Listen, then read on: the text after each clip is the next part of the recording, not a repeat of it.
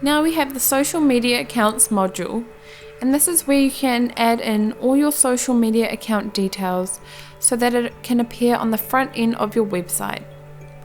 By clicking New, we can add in, for example, a Facebook account, and to do this we give it the name Facebook or whatever social media platform it is.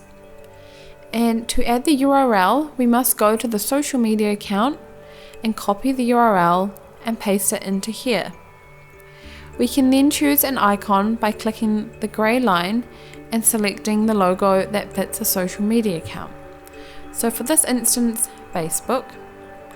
The icon image isn't necessary if you have already selected an icon. So once completed, click Save, and you will need to remember to tick the box and publish.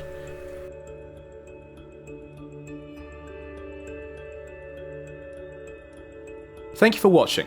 If you'd like to check out our next video or view more videos, click the links at the top of the screen. And don't forget to hit subscribe and turn the notification bell on so you won't miss any more future videos.